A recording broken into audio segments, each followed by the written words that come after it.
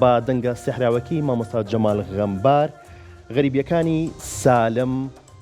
جارێکی تر بەرگێکی نوێی بەبەرداکرایەوە و پێشکەشی هاوڵاتیان و دانیشتوانی شاری سلێمانی کرا هەموو ئەوانەی کە لە کۆڕەکەدا بەشدار بوون و هەموو ئەوانش کە لە کۆڕەکەدا بەشدار نەبوون و پێیان خۆش بوو ئاگاداری ئەم کۆڕە بن. هاوکارمان سۆنیا لە هۆڵی کۆڕەکەەوە چەند دیمەنێکی کۆڕەکەمان بۆ دەگوازێتەوە کە دوێنێ خۆی ئامادەی هەبووە لە کۆڕەکەدا و چاوپێکەوتنێکی کورتیشی لەگەڵ مامۆستا جەمال غەمبار ئەنجام داوە. فەرمونون بابینەری ئەم بڕگەی هاوکارمان سۆنیا دەگەڕێنەوە شار. ئەمە ناونیشانی کۆڕێکی مامۆستا جەمال غەمبارە کە لە شاری سلێمانی پێشکەشی دەکات. لەم کۆڕەدا مامۆستا جەمال غەمبار بە دەنگە زوڵاڵەکەی ژمارەیەک لە شەعرە کلاسیکیەکانی سالم بۆ هەوادارانی و گوێگرانی دەخوێنێتەوە لەگەڵمانە بن. مامۆستا کەریم شارەزا لە هەولێر، دکتۆر معرەف خەزنەدار دیسان لە هەولێر، ومێدی کاکە ڕەش، محەممەد مستەفا حەمەبۆر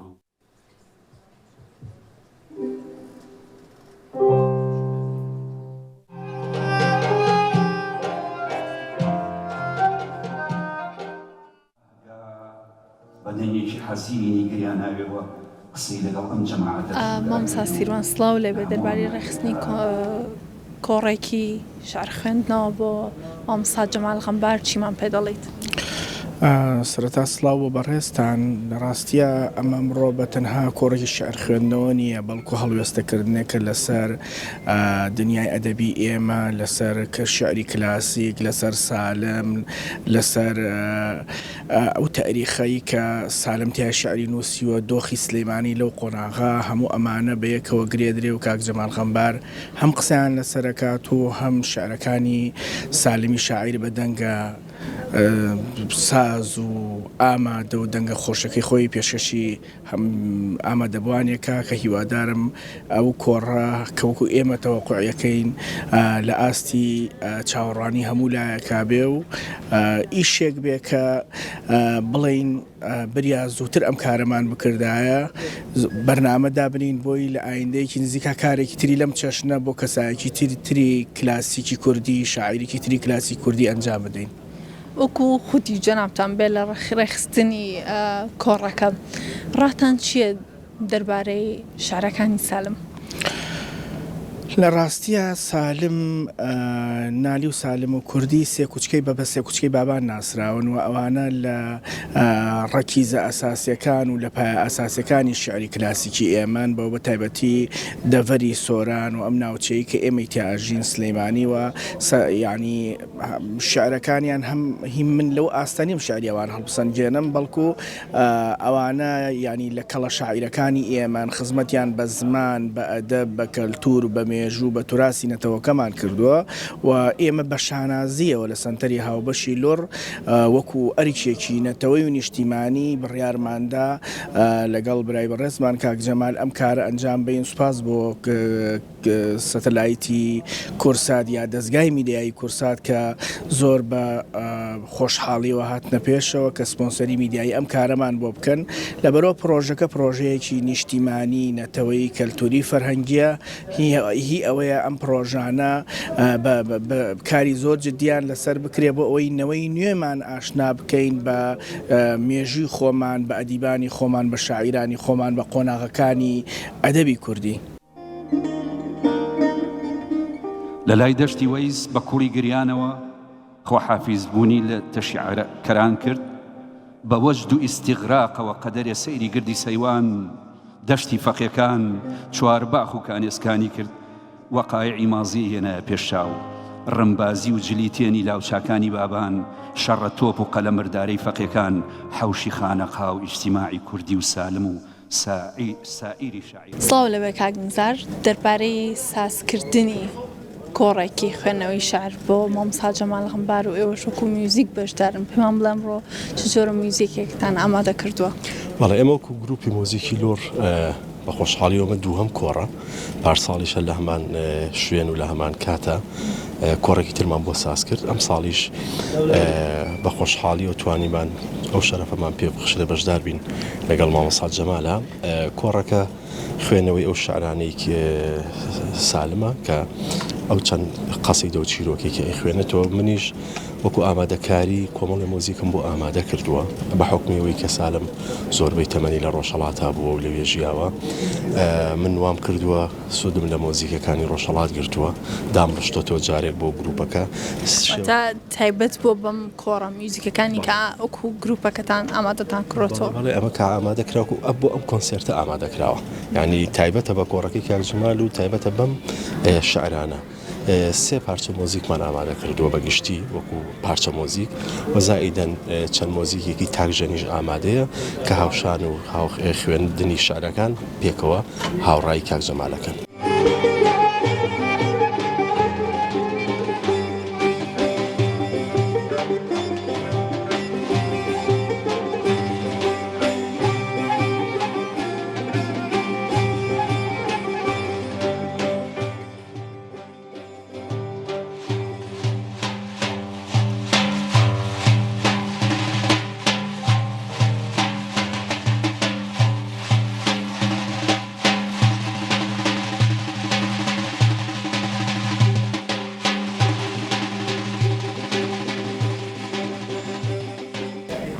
تا چەند بەڕێستان پێتان وایە گرنگە میوزیک ئەو جۆرە میوزیکی کە پێشکەشەکرێت هاوتا بێت لەگەڵ ئەو پارچە هۆنراوی کە پێشکەشەکرێت خۆی لە ڕاستیە ئەمە قورسە ئەو کارە ئەکرێ بەس قورسە کە ئێستا خۆشبەختانەوە بەرنامێکی ترمان هەیە لە کورساتە ئیشەکە ئەوەیە بەڵام بۆ ئەمە توانیم سێ پارچەم ئامادە کردوم سێ پارچەیە تقریبان چۆنەڵی تێکەڵکێشێکە لەگەڵ شارەکانی کاکجەمال کە ئەی خوێنێتەوە نزیکن لە یەکەوە لە ڕووی ناوچەی جوغرافیایەوە لە ڕووی ئەو ناوچەیەوە کە شاعیر لی ژیاوە لە کاتی خۆیە ئەمانە ئەم تێکەڵیەمان دروست کردوێتەوە بەڵام ماباقی مۆزیک لە کاتی خوێنەوەی شارەکانە جۆرێک لە جوانکاری و لە ئێکسسواراتە بێ بۆ باگراوەندی شعرەکە مەرجنیە ئەو مۆزیکشکە ئەژەندێت دەقاودەق لەسەر تۆن و ڕیتم و یاخود بڕگەی شعرەکە بێ لەسەر ناوڕۆکی شعرەکە بێ ئەمانەکرێ وەکو جوانکاریەک بێت بۆی کە گوێگر ڕەنگە بە تەنیا گوێ لە شعرەکە بێت ماندوو ببێ بەڵام ئەگەر مۆزیکێکی لەگەڵا بێ خۆشترە پێکەوە و گوێ لە شعر و مۆزیک بێ چێژێکی زیاتری پێبەخشێ. کاک نزار پێمان بڵێ ڕای بەڕێز جەمال غەمبار دەربارەی ئەو میوزیکانە چی بوو کاتێکە گوێ لێگرت؟ وڵات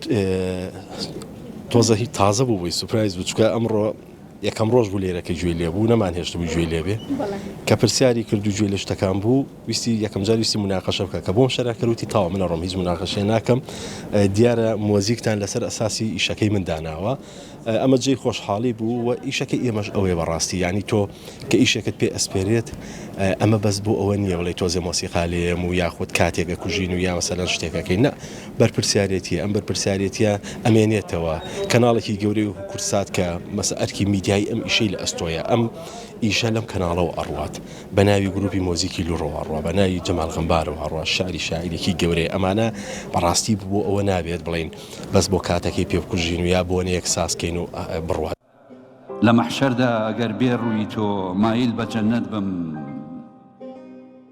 لە لای یارانی ساحێب دڵ سەرەفگەندە و خەجاڵەت بم شنۆی ئۆردی بیهەشتی وەسڵیار ئەربێ بە سەرما لەلام قەندیل و لاجانە بەهاوین گەر لە مەسقەت بم غەمم دەریا دڵم زەورەق منم تاجیر وەسڵ بەندەر دەبێ یا تەرکی بەندەرکەم ساگیان سڵاو لەبێت ئەو کۆزانین ئەمڕۆ کۆڕەکەی بەڕێستان بەڕێوە دەچێت پێم بڵێ هەستی تۆ چییە لە ڕۆژی کۆڕەکەتە؟ دیارە من خەونم بوو کۆڕێ بۆ سالم بگرم سپاس بۆ سنتەری هاوبەشی لۆر سپاس بۆ کورسات سپاس بۆ گروپی موزیکی لۆر کە هەموو هاوکارمون بەڕاستی لەم کارەیە و هەستێکی خۆشمێ بەڕاستی من بۆ خۆم ئەمویست شتێکی تایبەت بۆ سالم کەم و دیارە شتەکە بەڕاستی تایبەت دەبێ و هیوادارم چێژ بەخش بێ گەشتێکەکەم بە هەڵبژاردەی شعرەکانی سالمە ئەمڕۆ سلێمانی ئەبینەوە بۆ سەردەمی سالم ئەو میوزیکەی یا سالم دێنینە بۆ ئێرە ئەو میوزیکەی گروپی لۆر هاوتای شارەکان بەڕێستان کە پێشکەشی ئەکەنەوەی سالم چه هەستێک بە تۆ بەخشێ بە دڵنیاییەوە چونکە بەڕاستی دنیای میوزیک دنیایەکی زۆر گەورەیە تێکەڵی هەموو شتەکانە بێ و من بۆ خۆشم هەمیشە پێم خۆشە لە کۆڕە شعرەکانە هی بۆ سوارچاکانی شعری کلاسیکی بێ یا شعری خۆم بێ هەمیشە حەزم کردو بە مساحەبەی میوزیک بێ چونکە میوزیک دنیایکی زۆر گەورەی بەڕاستی و واش بینم لە کۆڕێکە ئاوا 3 چارەک سەعاتێ بخایانێ هەر خوێندنەوەی شعر بێ تۆزێ وشک دەرەچێ بۆیە هەبوونی میوزیک چۆنەڵی شنەبایەکی چێژبەخشە لەگەڵ شعرەکانە. ئێستا بینیمان کچەزاکەت هات بۆلات ئەوە چه هێزێکی تۆ بە تۆ بەخشێ بە ڕوبەڕبوونەوەی هەوادارانە؟ بەڵێ ڕیناخان تەشریفێنا بەڵێ دیارە بۆ خۆی چۆنەڵی هێزێکی معنەوی گەورەیە بۆ من حتا وتی پێمەڵێ پاپی وتی حەزەکەم من پێشکەشی بکەم بە خەڵک بڵێم ئەوە با پیرمە شیعرە خوێنێتەوە وتم بۆ جارێکی تر ئەم جارەنا بەس وەرە جۆ بگرە حەزەکەم گوێ لێ بێ. پەیامی تۆ چییە لەم ڕۆژە و چی بۆ ئامادەبواناڵێک هاتوون؟ من ئەمەوێ هەموو جارێ سوپاسی ئامادەبوانم کردووە کە لە کاتی خۆیانە بەخشن لە زەمەنی خۆیانە بەخشن بە شیعر بە من و هەمیشە شەرمیش لە جۆگر و بینەرەکان مەکەم بەڕاستی مراعاتی وەختەکەم و تەمەنا ئەکەم بتوانم ئەم ئێوارێ بە ئاسوودەی بە دەروونێکی پڕ لە شعر و پڕ لە جوانی و پڕ لە میوزیکەوە بچنەوە ماڵێ. ئەوەندە خەستە و دەروون پڕ دەردم ئەمڕۆ قەریحەی شعرەکەی پێشوم نەماوە ئەوەندە خەستە و دەروون پڕ دەردم ئەمڕۆ بەدڵ دەستی دوعای وەرزە کە سالم بەرەو شەمسی جەماڵێ گەردم ئەمڕۆ بە تەدبیری مەعیشەت هەر کەسێ مەشغوڵی کارێکە منی بێمایە کارم متصیل سەودایی یارێکە لە دەورانی مەحەبەتدا بە عەهدێکت وەفا ناکەی خلافی عەهدی تۆ سالم لەبەر شەرت و قەرارێکە لە دەست ڕەنگ ڕێژی دەوران ڕەنگی چێهرەم زەعفەرانێکە حەدیقەی دڵ لەبەر بەهرانی غەم